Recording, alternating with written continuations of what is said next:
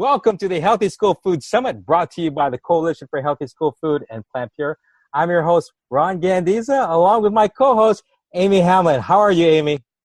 I'm great, Ron. Thank you. This has been just such an amazing week. So much wonderful information, our amazing speakers, the feedback that we've been getting. It's just been amazing. Thank you so much for all you've done to make this possible, Ron.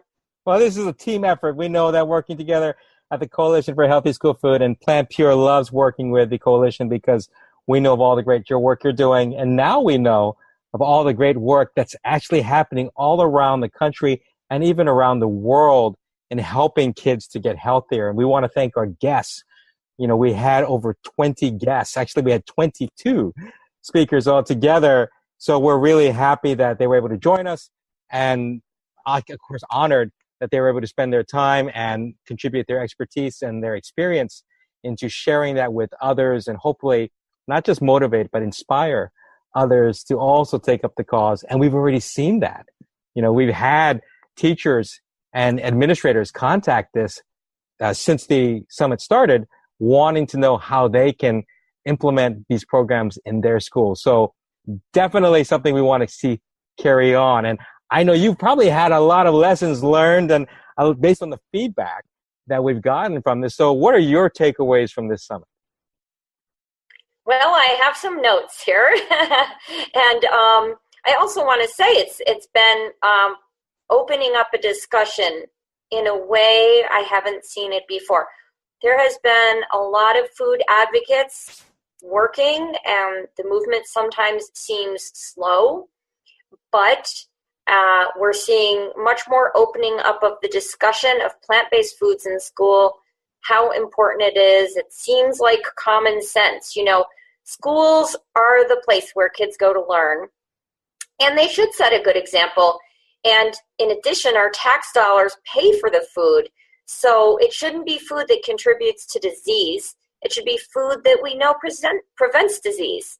And so this is really important, but there's other reasons why it's so important that schools only serve healthy food. So, for example, there are many parents who work to feed their kids healthfully, and schools should not be undermining the parents who are working to feed their kids healthy food.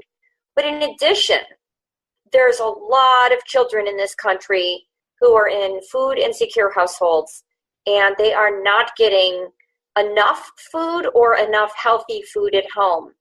And that's all the more reason why they need healthy food at school, and to not just to have it because they need it for their health, but to also learn about and have the experience of healthy food and develop the taste for it.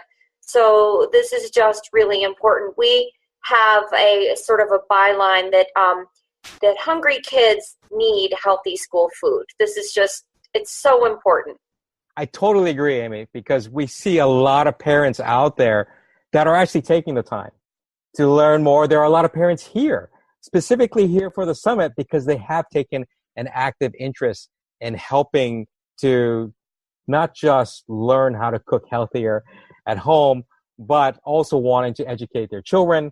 We've seen books such as ones that were done by Dr. Anthony Adimas and by David W. Evans and Dr. Agnes Zablinska that really are meant to help parents take a bigger role in helping their kids to live not just healthier, but happier. There's no reason to be feeding processed junk food to kids in schools. And just because the food meets the standards set by the federal government does not mean it's healthy. This is one of the misconceptions that I think people have come away from this summit with, is that some schools will say our food meets the standards and it's healthy. It's healthy and balanced. But no, these standards are influenced very much by the food industry. And this is evidenced by the rollbacks. I just really want to emphasize that these rollbacks that have happened under this administration include allowing 1% flavored milk. Previously, the only flavored milk had to be skim milk. And whether it's 1% or skim is not the point. The point is that it's milk, and the point is that it's also added sugar. And so the fact that the higher fat flavored milks will mean even more children will be drinking that, and that is not something we want to see. Another rollback has to do with the sodium, and the sodium levels had already been going down, but instead of going to the next step, they're going to stay where they are, at least for now. And then finally, the whole grain standards have been, they can make an exemption. So if a school district is showing that they are losing participation because of the whole grain standards, they can ask for an exemption. So the rollback on the whole grain standards does not apply to everybody.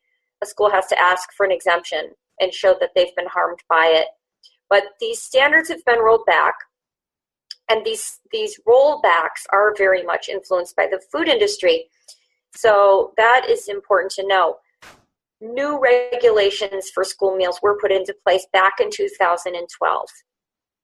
99% of the schools around the country are complying with these new standards, yet because of the industry and the political pressure, the schools are now able to have these changes I just discussed, the higher fat flavored milks, the sodium, and the exemption on the whole grain standard. So this is very important to understand the role of the food industry. And I know we will, in one of our upcoming interviews, be interviewing Michelle Simon from the Plant-Based Foods Association, who's an expert on food politics, especially in schools. So that will be a really interesting interview coming up.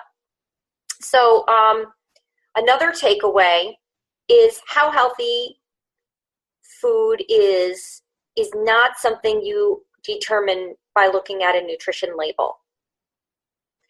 The most important thing is that we strive to eat a whole food, plant-based diet. We can all hold that up as an ideal and do our best to eat that way most of the time. Maybe everybody isn't going to eat that way, but it's an ideal to strive towards wherever we are and without judgment to move in that direction. The research is clear. We know what is the healthiest way to eat, and so this is what we should be striving for. And so it is a free country, and people can choose to eat how they want, but let's make sure they understand the truth. Let's make sure they understand what the research shows, and then they can make their own informed decisions. Right now, people are not making their own informed decisions. They are very confused about nutrition. The food industry purposely puts out confusing messages, and that impacts schools and school meals as well. And so that is a very serious issue that the more people understand about that, the better it will be. And then, of course, I want to say, of course, we all like to have special treats sometimes, but sweets and salt and fats and oils are way overdone and make up, along with refined grains, make up 63% of the calories in our diets. So 63% of our calories come from refined foods, including white flour, added sweeteners, added fats, and oils. 63% of our calories. And another 25% of our calories come from animal products. That would be meat, dairy, eggs, fish, seafood. And so this is why 7 out of 10 adults are overweight or obese in this country. Then only 12% of our calories come from plant foods. And even half of those are things like potato chips and French fries and plant foods that end up in unhealthy food. So what we end up with is only about 6% of our calories come from whole plant foods. And so that, we call that a pie that's hard to swallow. It's on the Nutrition 101 section of our website, healthyschoolfood.org. It's a very powerful pie chart. And what we do is we show that to people and say, you know, eat more whole plant foods, eat less processed foods, eat less or no animal foods. And then people have a direction to move in. And so that's helpful. And that's the direction that we also want schools to move in as well. So the problem is that these foods are so addictive. The food industry conspired to make their food addictive, and what they did was they took the sugars, the oils, and the salt, and figured out, either individually or in combination, how much of those items it would take to make the food completely addictive, to make the food irresistible, to make it hard to stop eating.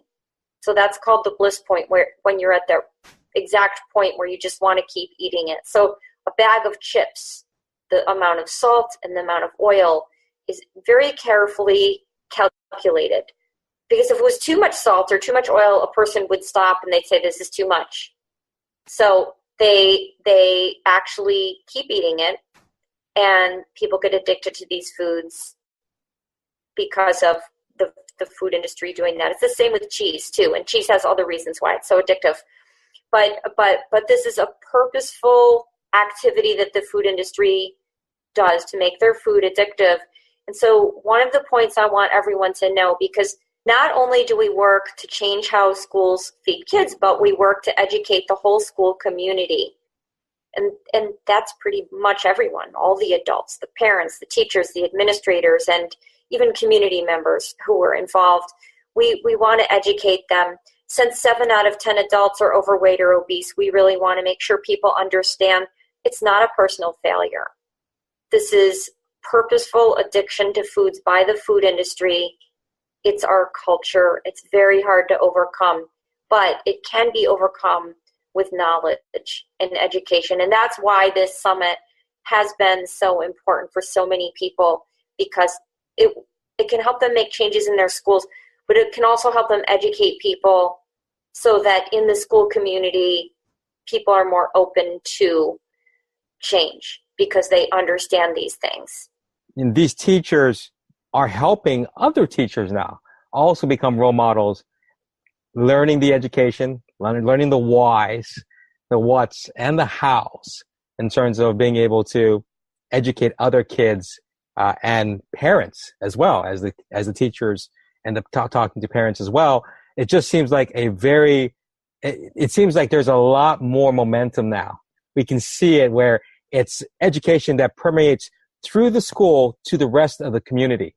And that's exciting to see. That is so exciting to see when you can see whole communities now really taking up the charge and knowing they have a way to fight back. It's fantastic. I think that this summit has been just a great vehicle to help open up the discussion, to help people know where to go, how to move forward, who to talk to, who to ask. And I'm so excited that we're going to be continuing with a monthly interview. So adding a new interview every month to continue educating people, to keep this discussion moving forward, because it really is up to us, everybody who's watching this. It's up to us together. It's us. We are the ones who will change. We cannot always count on the government to make things better for us. We have to change it ourselves, especially right now. We have to do this. We can make this change happen. This change is happening, but we need to be there. We need to be pushing for it. And so this is thrilling. I couldn't be more thrilled with how well this went. And we hope people will reach out to us and ask us questions. We have a lot of knowledge and a lot of resources about how school food works. We can help you learn how to create change in your own school district. We can provide recipes, resources, guidance on how to go about it. So please reach out to us. You can find us on our contact page at healthyschoolfood.org. And it's important for people to realize, and you just mentioned it several times, that this summit actually doesn't end. That we are doing at least monthly interviews with other experts so that we can share more information, share the stories and experiences that teachers and other school administrators and legislators are what they're doing in their communities to help bring healthy school food into more schools and to educate teachers, parents, and the public in general, as well as students.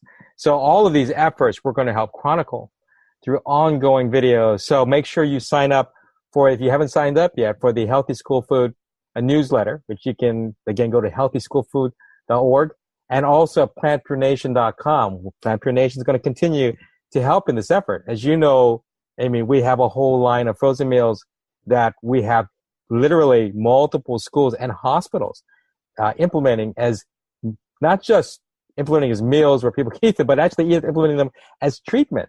We have several hospitals implementing meals as treatment to fight type 2 diabetes, to fight people that are facing other issues like obesity and heart disease.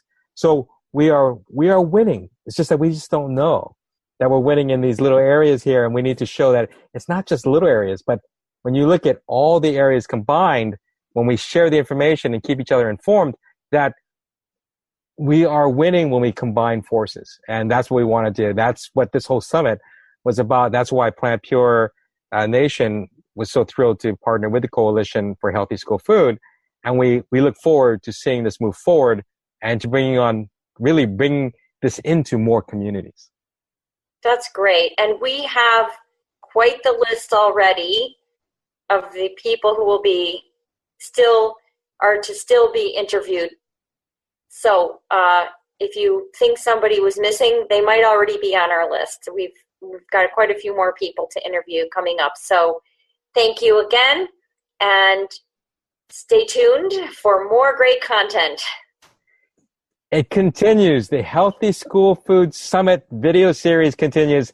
Thank you to everyone who joined us for the summit. And please pass it on. Share this with your teachers that are in your communities, with your school administrators, with the legislators that make the laws that help bring this in, whether it's at the local level or at the state level. Share this with more parents and the students. Educate the students so that they understand why they need to eat healthier, and that ultimately they will live healthier and happier lives. That's what it's all about. And Amie, I look forward to continuing this journey with you.